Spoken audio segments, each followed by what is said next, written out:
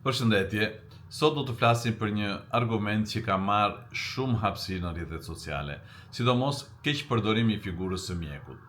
Në rrjetet sociale, faqe interneti dhe platforma digjitale po qarkullojnë video dhe materiale audiovizive të manipuluara, të cilat janë marrë dhe janë krijuar nga intervista reale të mia dhe të kolegëve si puna ime, të dhëna për media serioze me qëllim informimin e qytetarëve. Këto materiale janë prerë dhe rimontuar jashtë kontekstit që është dashur të thuhet. Janë pajisur me zë, titra ose mesazhe të rreme, janë përdorur pa asnjë autorizim, me qëllim shitjen e produkteve të pa autorizuara të paraqitura në mënyrë mashtruese si kura, trajtime apo zgjidhje mjekësore. Ato përbëjnë një rrezik shumë të madh për shëndetin e njerëzve, pra për shëndetin publik. Ky fenomen nuk përbën thjesht shkelje etike apo abuzim me figurën publike. Ai përbën një rrezik real dhe të drejtë për drejtë për shëndetin dhe jetën e qytetarëve. Produktet që promovohen përmes këtyre mashtrimeve kush janë? Nuk kanë asnjë miratim nga autoritetet shëndetësore. Nuk kanë studime shkencore të vlefshme, nuk i nënshtrohet kontrollit të cilësisë, nuk kanë përgjegjësi mjekësore apo ligjore. Pasojat janë konkrete dhe serioze për shëndetin e kujtdo nga ne dhe të çdo qytetari, por janë shumë serioze. Pse? Sepse qytetarët vonojnë ose shmangin trajtimin mjekësor të dur, atë terapi që kanë marrë rregullisht nëpërmjet sistemit shëndetësor ose nëpërmjet mjekut të tyre. Ndërpriten terapi të domosdoshme për sëmundjet kronike sidomos. Përkeqësojnë gjendje shëndetësore që mund të ishin të menaxhueshme, krijohet ndjenjë e rreme sigurie, të cilat shpesh përfundojnë në urgjencë dhe praktika e përditshme na i demonstron më së miri këtë, shumë raste përfundojnë o në hiperglicemi, o në hipertension, o në pasojat e hipertensionit, o në pasojat të insufisiencës renale e kështu me radhë, sepse kanë ndërprer terapitë e tyre nën këshillën e këtyre mashtrimeve. Kush qëndron pas këtyre produkteve që duken çuditëbërëse?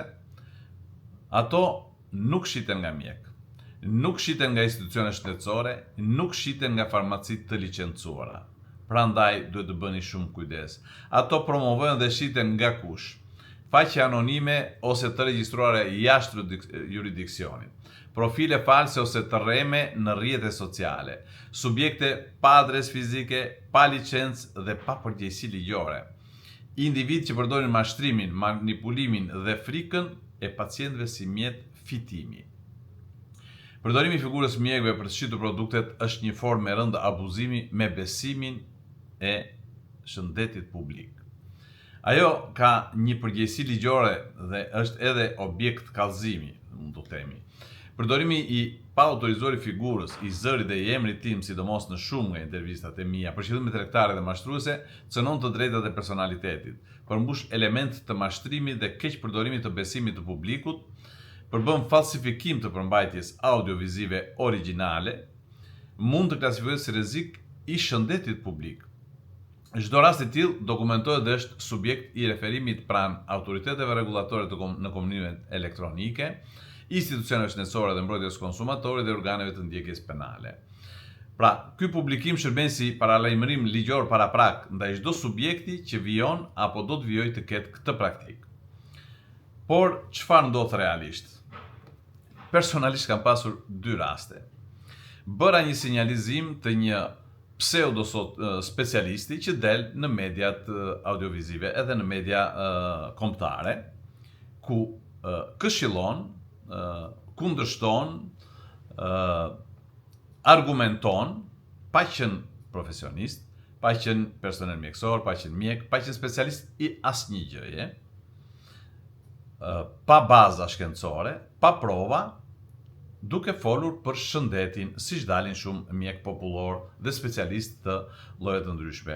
Duke bërë sinjalizim te ama, e cila ndërhyn, po si ndërhyn. Dhe këto janë 2 raste megjithmonë vetë gjyqësie. Duke thënë moderatorit që doktor Brataj ka sinjalizuar këtë specialistin, prandaj nuk është faji jon, por ka sinjalizuar doktori.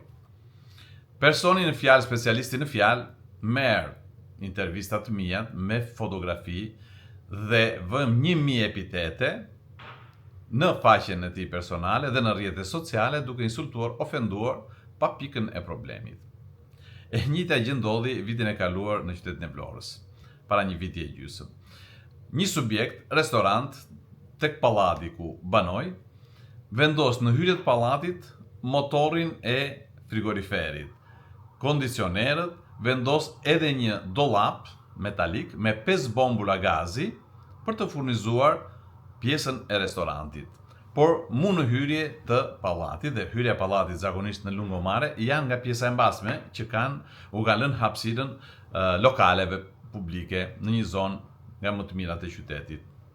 E sinjalizoi tek bashkia dhe më vjen përgjigja, jo personalisht, por nga pronari i lokalit, që është midis të tjerësh edhe pronari i pallatit, që nuk ka punë fare në hapësirën e përbashkët, nuk ka punë fare në hyrjet pallatit, duke i thënë që zoti Brataj ka sinjalizuar të shkelje, kështu që merre me atë, mos e merr me bashkinë që dërgon inspektor. Dhe sigurisht edhe mbas një viti e gjysmë aty nuk janë hequr, por fakti është që të vënë para vetë gjyqësisë institucionet që kanë detyrë të mbrojnë, të ruajnë privatësinë, por mbi të gjitha të zbatojnë ligjin, se në fundit duhet të zbatohet ligji.